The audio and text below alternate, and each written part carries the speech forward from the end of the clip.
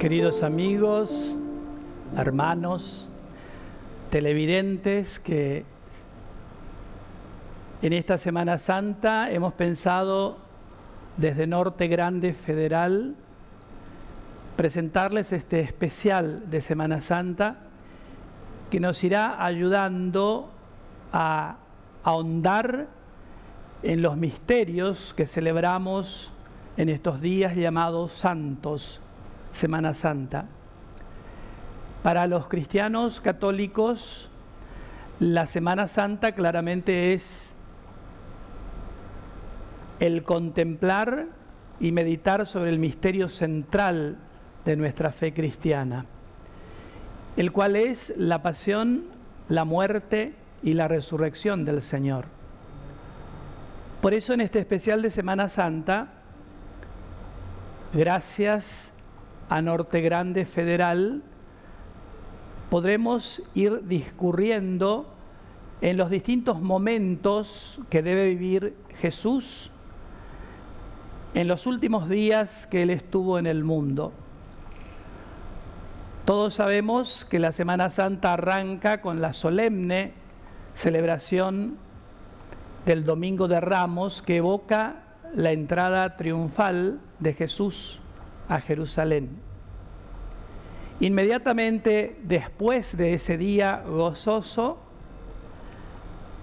lo que viviremos será el día por día del drama de Cristo, que irá entrando cada vez más en el misterio del dolor, en el misterio del hombre, y para los creyentes tendremos la oportunidad de entrar en el gran misterio de Dios, de ese Dios que incondicionalmente nos ama y que incluso cuando lo traicionamos, Judas, lo negamos, Pedro, o pedimos su mismísima muerte, el pueblo, el Viernes Santo, su amor sigue siendo para nosotros fiel. Y ese es el misterio sobre el que queremos reflexionar y meditar y contemplar.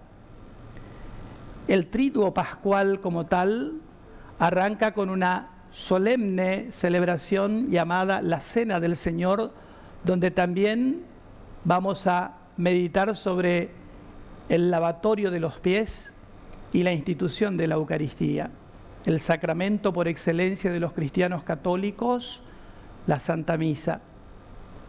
El Viernes Santo contemplamos justamente el momento culminante de el amor salvífico de Dios que muere en la cruz, justamente para cancelar nuestro pecado. Jesús toma sobre sí nuestras culpas y muere en la cruz perdonando a sus enemigos.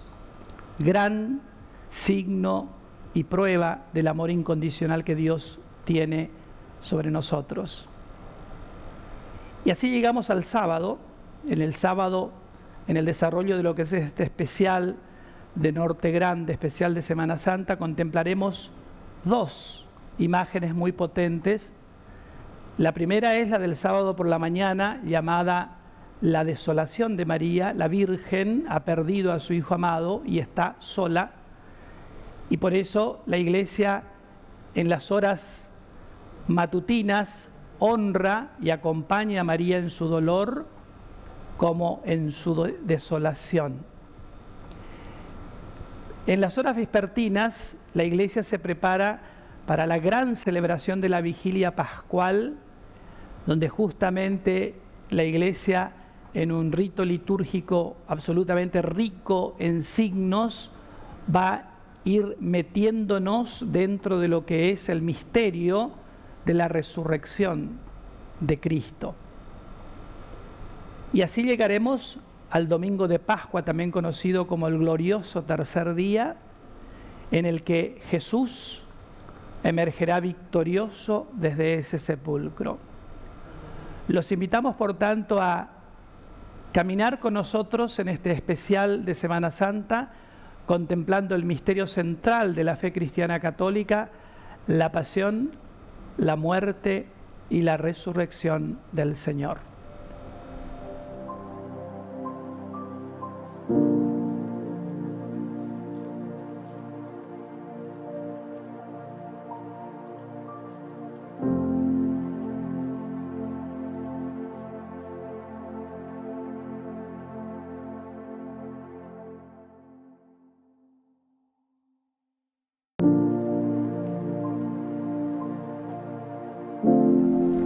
Bien, en esta parte, primera parte de este especial de Semana Santa, queremos meditar sobre la pasión de Cristo como una parábola de la historia. Nosotros sabemos que la pasión de Cristo sucedió allá lejos y hace tiempo, hace 2000 años en Jerusalén, y allí hay una microhistoria que sin embargo es una parábola de la historia universal. Porque en este evento de la pasión de Cristo, cuyo inicio acontece en la entrada triunfal de Jesús en Jerusalén, interactúan todas las situaciones posibles y también todos los personajes posibles. Tenemos el poder político, representado por Pilato. Tenemos el poder religioso, representado por los sumos sacerdotes, los escribas y los fariseos, de ese tiempo, por supuesto. Y tenemos también la comunidad discipular, que serían el círculo íntimo de Jesús, que también manifiestan comportamientos que son paradigmáticos y que de alguna manera iluminan el comportamiento humano en situaciones fuertes de crisis y de prueba, ¿no es cierto? Y por eso decía microhistoria, porque también las historias individuales de Pedro, de Juan, de Judas, está nuestra propia historia, ¿verdad? Y está el pueblo. Ese pueblo, ¿no? Que por ejemplo, en la entrada triunfal de Jerusalén, lo recibe a Jesús reconociéndolo como Rey, Señor y Mesías. Lo alaba, lo celebra, cortan ramas, tienden mantos, danzan para Jesús, manifestándole la alegría de recibirlo a aquel que los llenó de esperanza. En esa multitud estaban los ciegos que recuperaron la visión, los sordos que oyeron, los paralíticos que volvieron a caminar, estaban los pecadores que fueron perdonados por Jesús, estaba el pueblo agradecido, recibiéndolo a Jesús como su Rey y Mesías.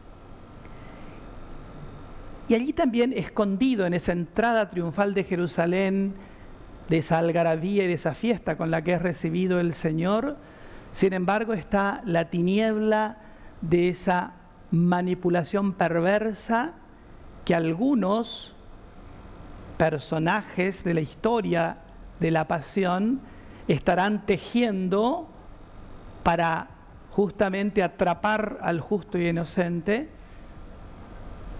juzgarlo, sentenciarlo y condenarlo. Por eso digo que la pasión de Jesucristo es una parábola de la historia, de todas las historias. Veamos, por ejemplo, el comportamiento de ese pueblo. Ese mismo pueblo que lo aclama como rey, horas después pedirá la crucifixión y la muerte, como para decir, qué fácil que resulta manipular al pueblo. Un pueblo que de buenas a primera cambia absolutamente de actitud y cambia absolutamente su comportamiento y su conducta. En horas previas lo reciben como Rey, Señor y Mesías, lo celebran, le cantan, le alaban, y horas después piden su condena. En vez de elegir al santo, eligen al ladrón. Lo ha dicho Pilatos, ¿no? ¿A quién quieren que libere? ¿A Jesús o a Barrabás? Libéranos a Barrabás. Grita el pueblo, el mismo pueblo que lo aclamó como rey. Por eso parábola de la historia, ¿no? Qué fácil resulta manipular al pueblo y hacerle cambiar absolutamente de opinión, ¿no? Pensemos, por ejemplo, en los medios corporativos de comunicación masiva que manipulan la información para manipular la conducta del pueblo. Es lo mismo. En la muchedumbre, mientras Jesús estaba siendo, juzgado, estaba ese entretelón de gente que le susurraba a los oídos del pueblo: elijan a Barrabás, elijan a Barrabás. También en la actualidad los medios de comunicación masiva pueden ser una herramienta tremenda de manipulación de la conciencia del pueblo. Puede, de hecho, cambiar la conducta de un pueblo a base de mentiras y de noticias elaboradas en laboratorios de información. Es lo mismo que le pasó a Jesús, ¿verdad? El pueblo manipulado para, en vez de elegir al inocente, elegir al ladrón, ¿verdad?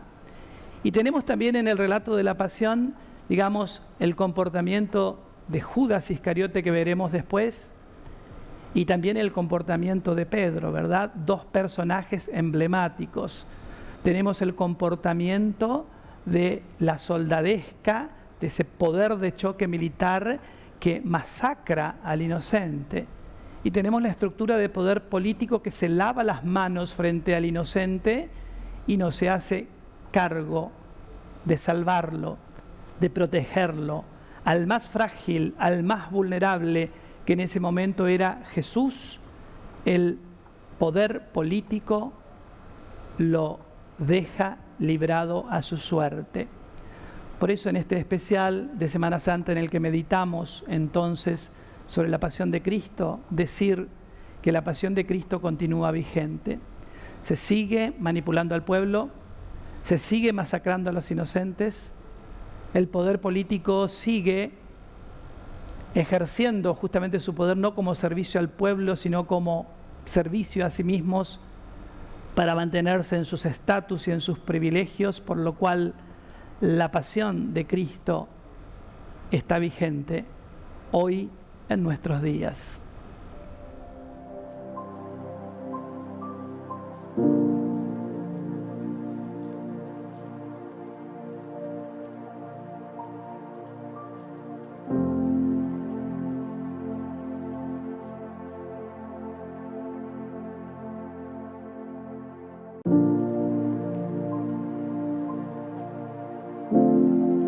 Bien, continuamos con este especial de Semana Santa. En este segundo bloque queremos contemplar estos dos personajes que, como decía, la pasión de Cristo, parábola de la historia.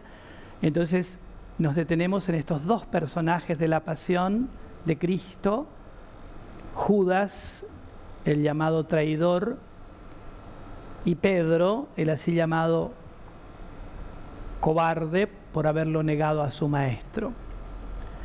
Hay una imagen muy sobrecogedora en la Semana Santa y en los relatos evangélicos, en las horas previas al apresamiento de Jesús, cuando está cenando con sus íntimos, con los apóstoles.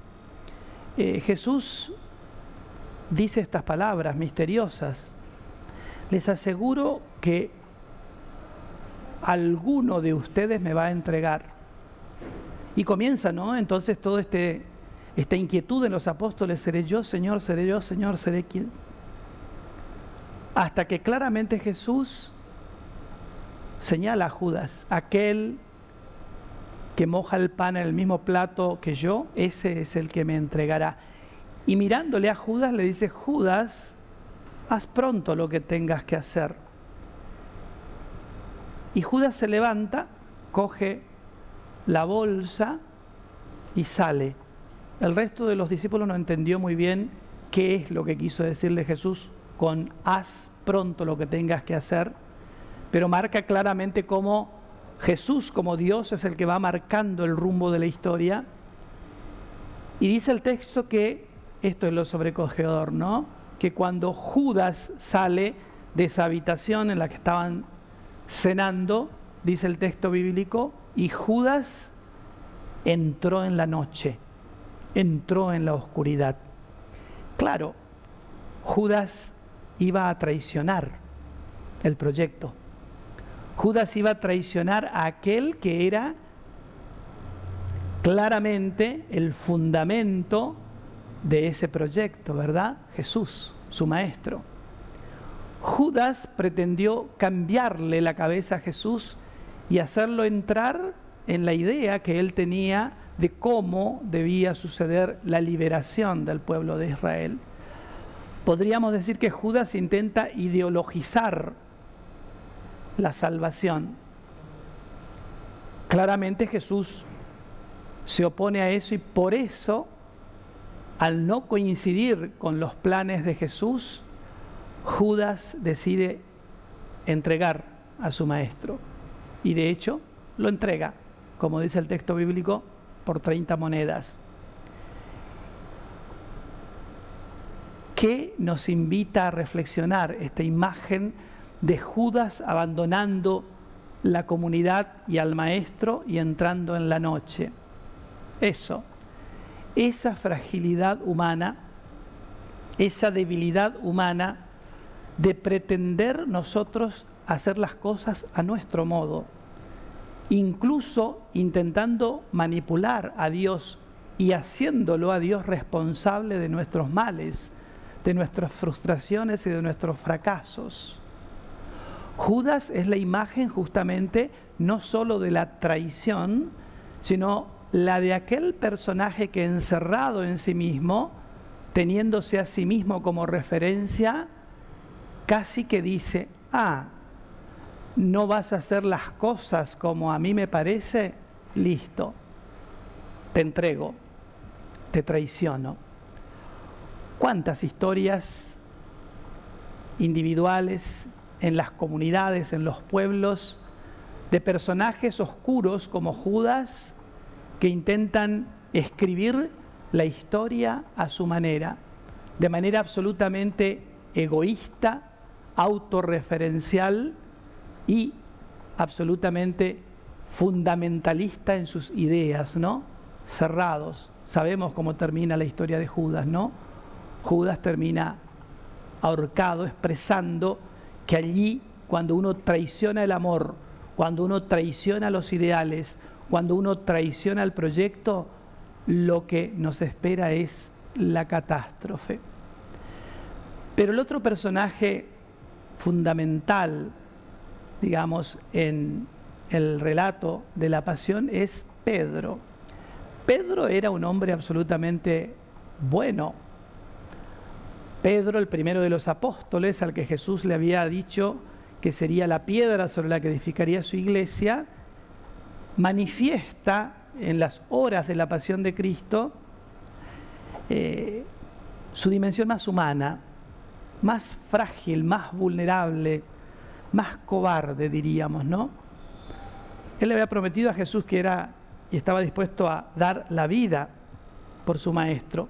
Sin embargo, cuando Jesús es apresado, Pedro huye y de alguna manera sigue el destino de Cristo escondido detrás de las columnas, escondido en la multitud, porque no es capaz de dar la cara por su maestro, no es capaz de dar la cara por su líder. Y cuando es prácticamente obligado a dar la cara por su líder, porque le dice, tú eres uno del grupo de Jesús, tú eres Galileo, tú eres uno de ellos, él lo niega, categóricamente lo niega. Yo no conozco a ese hombre, la negación de Pedro. Pero esta imagen de Pedro, en eso que estamos reflexionando sobre la parábola de la historia, que es la pasión en la historia también nuestra, personal, ¿qué nos revela y qué nos muestra el comportamiento de Pedro? Justamente eso, la cobardía. ¿Cuántas personas hoy se callan? ¿Cuántas personas, por no salir de su zona de confort, se esconden y no defienden al justo, no defienden la verdad, no defienden la justicia? Y entonces todos esos embrollos de los que hoy también se habla, ¿no? El lawfare, por ejemplo, ¿no? esos negociados y esos contubernios de la justicia frente a muchos que, sabiendo lo que está sucediendo, se quedan callados por defender sus privilegios y por no salir de su zona de confort.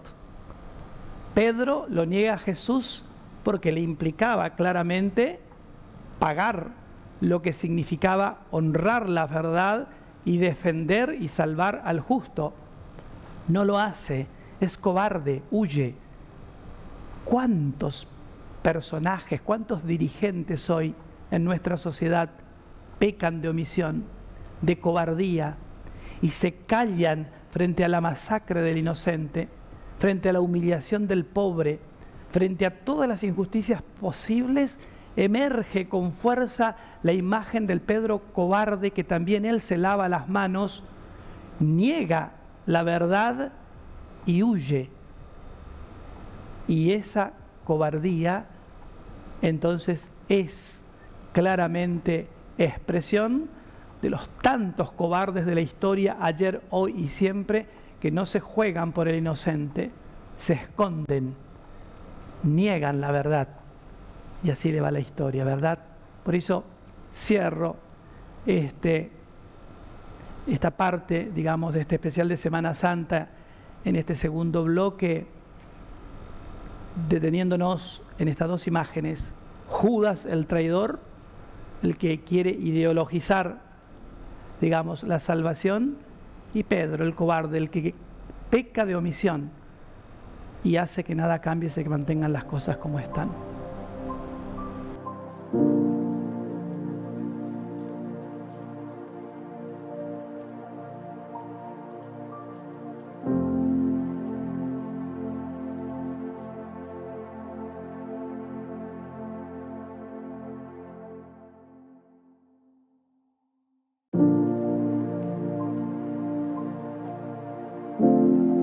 Bien, queridos amigos, continuamos con este especial de Semana Santa aquí en Norte Grande Federal, y en este bloque vamos a hablar sobre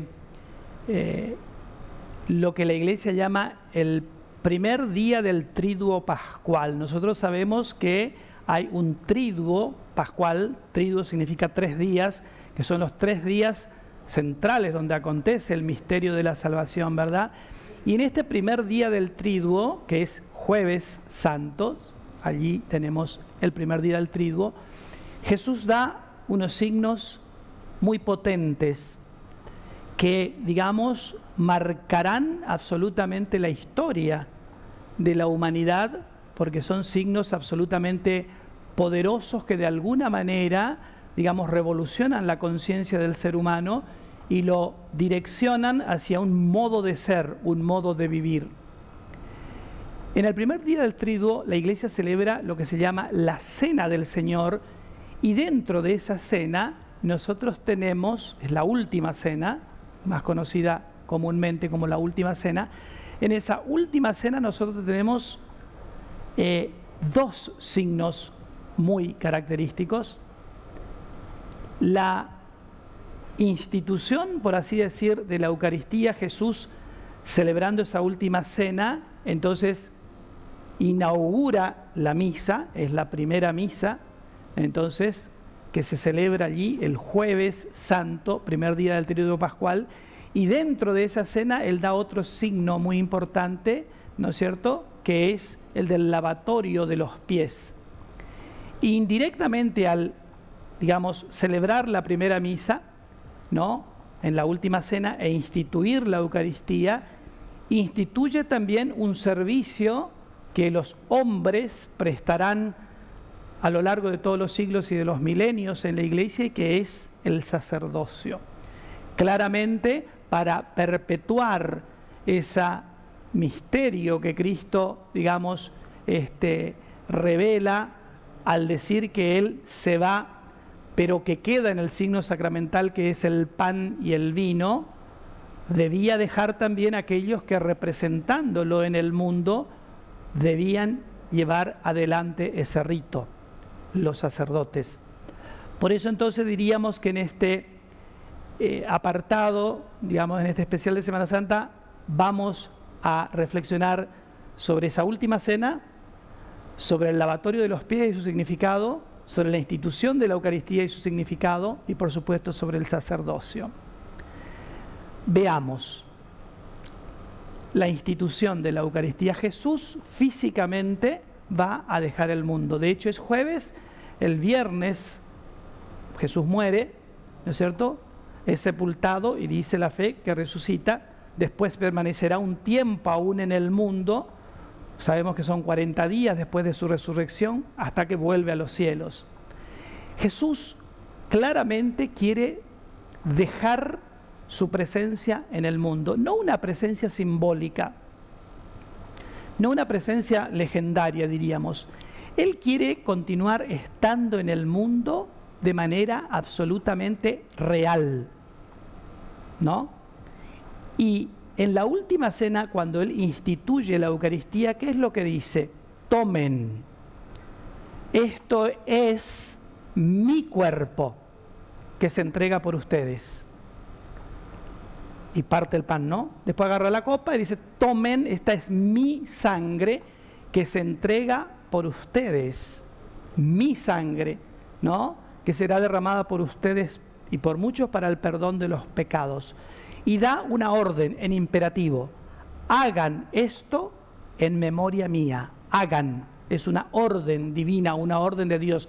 Porque Él sabía que una vez que Él se iba del mundo, la comunidad iba a necesitar su presencia, iba a necesitar sustentarse realmente en aquel que claramente les marcó una ruta y un camino. ¿Dónde se va a sustentar la comunidad? En la Sagrada Eucaristía.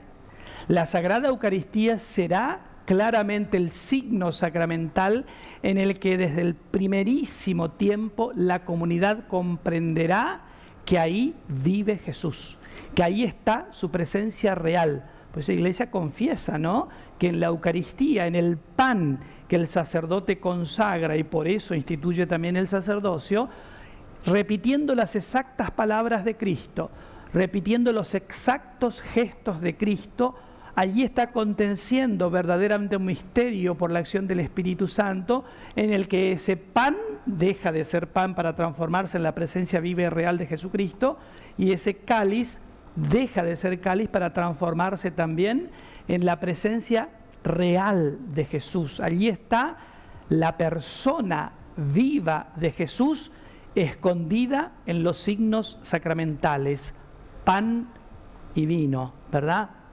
Jesús deja ese signo justamente porque Él sabe que la comunidad seguirá apoyándose y sosteniéndose en su presencia, no ya física en el sentido de Jesús en carne y hueso, porque ya no está más, pero sí en el Jesús vivo que permanece eternamente en el mundo, en la presencia del pan y del vino, toda vez que instituido por Él como ministro y servidor, el sacerdote lo representará en la tierra repitiendo sus mismas palabras, sus mismos gestos y actualizando entonces el misterio de la salvación, haciendo que Jesús esté vivo, presente y real en ese signo sacramental. Este es el primer día del triduo, ¿verdad? La cena del Señor. Allí Jesús instituye la Eucaristía e indirectamente el sacerdocio, vale decir aquellos hombres que continuarán perpetuando su presencia a través de la Santa Eucaristía. Y el otro gesto que hace Jesús es el del lavatorio de los pies. Aquí hay una revolución, ¿verdad? Porque Jesús era maestro, Jesús era líder, Jesús era, por así decir, entre comillas, una autoridad. Y da el signo del lavatorio de los pies, que era el signo que acostumbraban a hacer, mejor dicho, el gesto que hacían los esclavos cuando un invitado importante llegaba a su casa. Como venían caminando por la tierra y con sandalias, entraban a las casas y entonces debían higienizar los pies, ¿no? Y entonces ese trabajo era un trabajo de esclavo. ¿Y quién lava los pies a los discípulos? Dios, el Maestro, la suprema autoridad. Imagínense el signo que deja en la historia Jesús, ¿no? Entonces, eso que la autoridad es verdaderamente un servicio o no es autoridad de nada, queda claramente significada en el lavatorio de los pies. Aquel que pretenda ser líder, aquel que pretenda ser dirigente, aquel que pretenda ser una autoridad, debe hacerse humilde servidor de aquellos a los que pretende supuestamente servir, dirigir o gobernar. Cuánto deberían aprender nuestra dirigencia de este signo del lavatorio de los pies. Y pensar que muchos de nuestros dirigentes participan de estos ritos litúrgicos. En Semana Santa van a la misa de la Cena del Señor y al lavatorio de los pies. Pero a la hora de poner en práctica tamaña enseñanza que revoluciona la historia y parte en dos la historia, donde aquellos que quieren mandar y dirigir deben hacerse esclavos, ese es el mensaje del lavatorio de los pies, qué lejos estamos, ¿verdad? Pero entonces pensemos en este especial de Semana Santa sobre estos signos, el signo de la Eucaristía y el signo del lavatorio de los pies, que vuelvo y repito, deja claramente definido que la autoridad, y Jesús es autoridad, Jesús es Dios, que la autoridad, para ser verdadera autoridad moralmente hablando, debe ser servicio o no es autoridad de nada.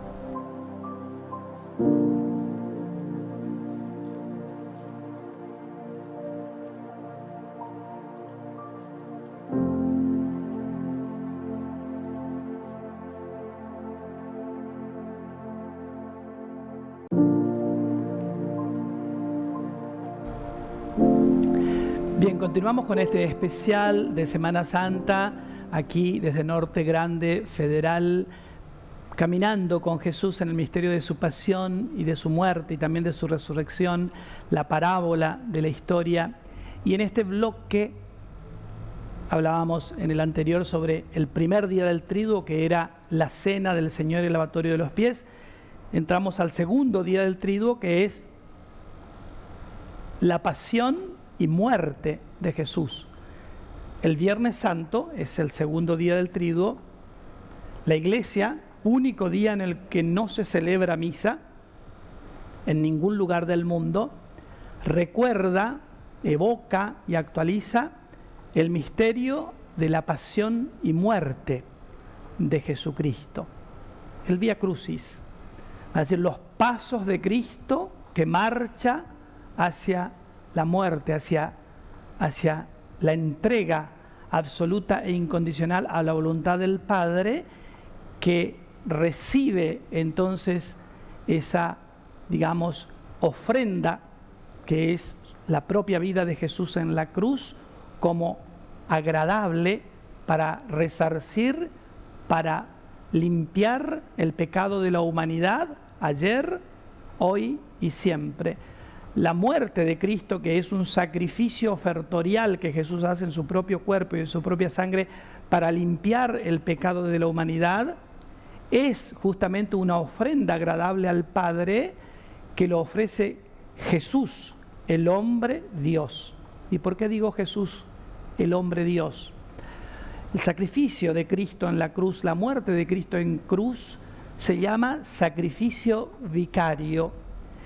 Jesús, representándonos como seres humanos, en su propia humanidad, debe cancelar la deuda del pecado humano. A instancias de Adán y de Eva, nosotros quedamos enemistados con Dios, separados de la comunión con Dios.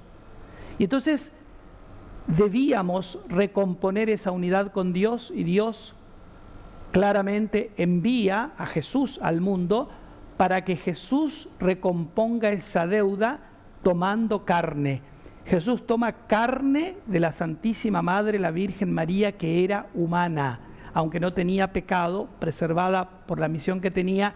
Sin embargo, María es humana y Jesús toma carne, sangre y hueso de un ser humano, la Virgen María. ¿Por qué digo esto? Porque el sacrificio vicario, vale decir, el sacrificio que Jesús debe hacer en representación de los seres humanos, lo hace en representación de la carne humana que había pecado. Y por eso es que Dios le pide esa ofrenda a su Hijo amado porque nosotros debíamos recomponer nuestro vínculo con Dios. Pero claramente debimos saldar la deuda, debimos pagar la deuda. Y la deuda no la podía pagar, por así decir, solamente Dios. Era claramente Dios que iba a venir a salvarnos, pero el Dios humanado, el Dios que toma carne para que la carne de Cristo, saldando la deuda, nos deje con mérito ante Dios. ¿Por qué nosotros decimos que Jesús es nuestro Salvador? Porque Él en su carne pagó todos nuestros pecados, sufrió, padeció todo lo que padeció cuando estuvo en el mundo, y eso sirvió para pagar la deuda del primer hombre y la primera mujer, Adán, como sacrificio vicario, sacrificio en representación de los seres humanos. Y ahí también nos damos cuenta el misterio, ¿no?, del amor impresionante que Dios tiene sobre el ser humano, que envía a su Hijo puro, santo, absolutamente inmaculado, para que tome carne, y entonces esa carne paga la deuda, y desde esa carne entonces nosotros somos salvados y redimidos. Yo siempre pongo un ejemplo que aclara un poco este misterio de fe, que es un misterio también, digamos, a veces difícil de explicar, ¿no es cierto? Misterio teológico, misterio de salvación.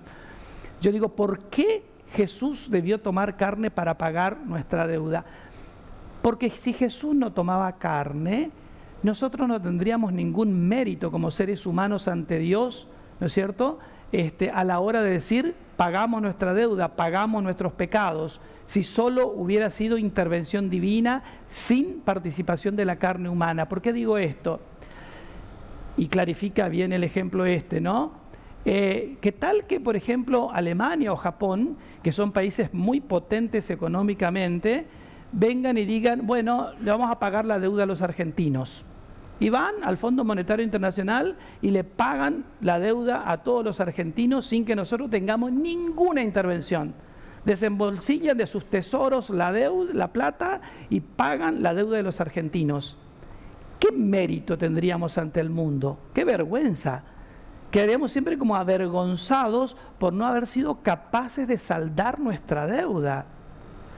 Y entonces cuando Jesús toma carne, está dándonos a nosotros los seres humanos el mérito del pago de esa deuda, porque si no hubiéramos quedado absolutamente sin méritos ante Dios, porque otro pagó por nosotros.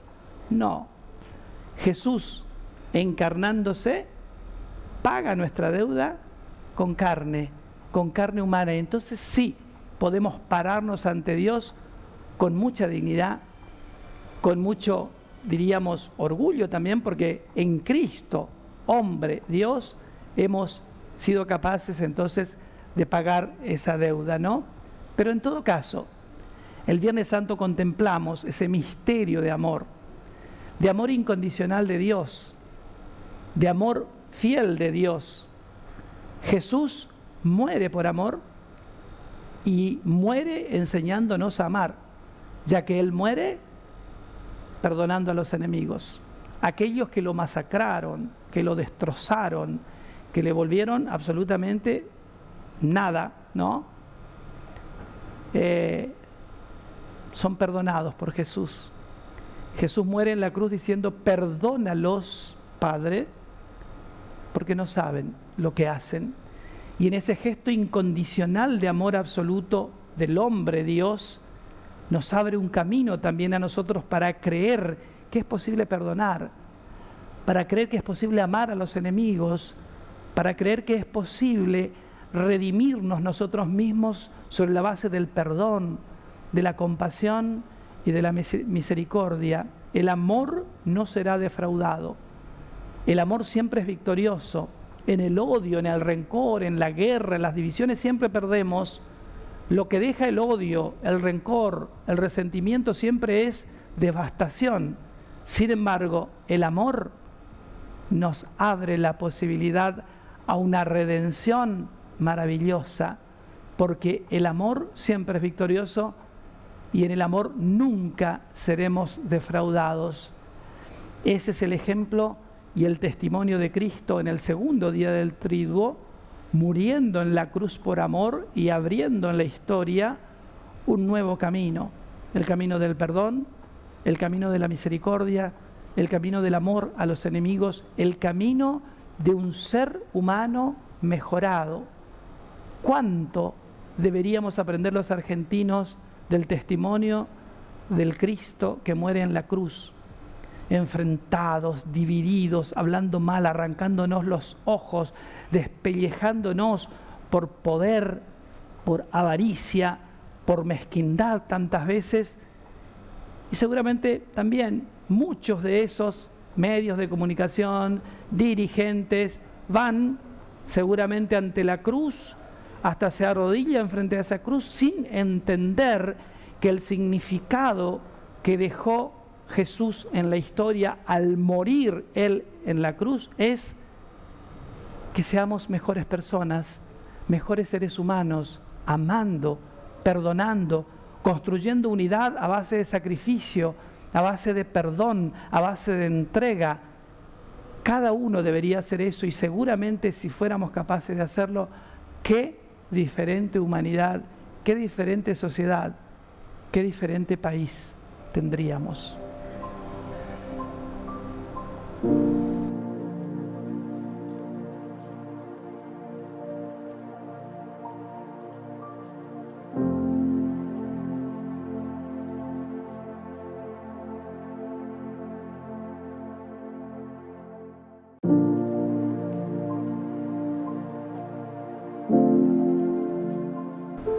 Continuamos meditando en este especial de Norte Grande Federal de Semana Santa y llegamos a este quinto y último bloque en el que vamos a adentrarnos en lo que se llama el glorioso tercer día en el que Jesús resucita, precedido por el sábado de gloria, que es después de la muerte de Cristo. Entonces toda la humanidad, toda la iglesia entra en esta expectación de lo que la iglesia confiesa desde hace 2000 años, el sepulcro ha quedado vacío. Cristo ha resucitado. En este día, que es el tercero del triduo, ¿verdad?, vivimos la vigilia pascual, que como le decía es la espera, la preparación a la gran proclamación de Aleluya, Jesucristo ha resucitado, y que entonces en el sábado tiene toda esa connotación de espera, de vigilancia. La humanidad de alguna manera vigila, está en vela frente al misterio que acontecerá el domingo de Pascua, que es la resurrección del Señor. Aquí tenemos dos imágenes que son muy fuertes, por supuesto. En primer lugar, el sábado por la mañana la iglesia contempla a la desolada. María, de alguna manera, es la humanidad desolada. Dios ha muerto. El amor de los amores yace en un sepulcro. Y por eso es que este día también es, en la iglesia, especialmente el sábado por la mañana, la piedad popular de alguna manera está con María desolada. La Virgen ha quedado sola. La Madre ha perdido al amor de los amores. El fruto bendito de su vientre yace en un sepulcro. Y por eso, sábado por la mañana es María desolada, la humanidad desolada. Nos hemos quedado, por así decir, solos. El amor de los amores yace muerto en un sepulcro, ¿verdad? Pero el sábado también, en las horas vespertinas, la iglesia se dispone a la celebración de la gran proclamación, que es justamente la vigilia pascual. La vigilia pascual es después, cuando el sol se oculta, ¿no es cierto? La iglesia entra en este estado de oración y por eso hay un rito litúrgico maravilloso que se llama la vigilia pascual, en la que la iglesia se reúne los templos están a oscura, ¿verdad? Y la iglesia se prepara a la Pascua de Cristo alrededor de la palabra, alrededor del fuego. Se bendice el fuego nuevo con el que se encenderán los cirios pascuales, que simbolizan a Cristo resucitado y que irrumpirán en ese templo en penumbras, el cirio pascual con la luz tomado del fuego nuevo para anunciar el gozo de la resurrección de Cristo. Allí se canta el pregón pascual, que es el gozoso anuncio de que Jesús ha resucitado de entre los muertos. Y allí también se bendice el agua, renovamos las promesas bautismales y la iglesia canta jubilosa el aleluya. Aquel que yacía en el sepulcro se ha levantado de entre los muertos, y el Padre, justamente por haber sido fiel a su voluntad, a la voluntad del Padre, lo confirma levantándolo del sepulcro. Si bien es cierto, la vigilia pascual es todo un tiempo de vela a través de la palabra, de los salmos y de las oraciones, esta vigilia pascual nos lleva al domingo de Pascua. Jesús resucitó el tercer día. No sabemos exactamente cuándo. Sabemos que fue en el amanecer, digamos, de ese glorioso tercer día en el que Jesús se levanta entre los muertos. Las primeras que se dan cuenta de este evento misterioso y que encuentran el sepulcro vacío son las mujeres, a la cabeza María Magdalena. María Magdalena es la que primero se encuentra con Jesús resucitado. Va al sepulcro, lo encuentra vacío, hasta que hay una interacción con un personaje que ella al principio no reconoce, está todo vestido de blanco, hasta que él la nombra, le dice María, y cuando le pronuncia el nombre, ella lo reconoce a Jesús resucitado. Esto nos dice que si bien es cierto Jesús en su cuerpo sigue siendo el mismo Jesús, es distinto. Tanto es así que los apóstoles y María Magdalena, los mismos peregrinos de Emaús, no lo reconocen. Vale decir, la resurrección lo cambia cualitativamente y ya no es el Jesús humano, es el Jesús glorioso y resucitado, y por eso claramente es distinto, ¿verdad? Pero claramente la Pascua acontece entre las horas después de la medianoche, ¿no es cierto?, después del sábado y el amanecer de ese domingo, en el que las mujeres, junto a María Magdalena, encuentran el sepulcro vacío. Y por eso es que teológicamente correcto definirla a María Magdalena como apóstol. Ustedes saben que el Papa Francisco la ha declarado a María Magdalena como apóstola diríamos, ¿no? Porque es la primera que se encuentra con el resucitado, estuvo siempre con Jesús, fue parte del círculo íntimo de Jesús, fue testigo de los milagros, fue testigo de las curaciones, escuchó todas las prédicas de Jesús, estuvo en el círculo íntimo y es la primera que lo ve a Jesús resucitado y sale disparada hacia los discípulos a anunciarles que Jesús vivo se les había aparecido, porque eso es un apóstol, un testigo de la resurrección, alguien que aquel que lo vieron crucificado y muerto un Viernes Santo, lo volvieron a ver vivo. Y la primera de todas fue María Magdalena.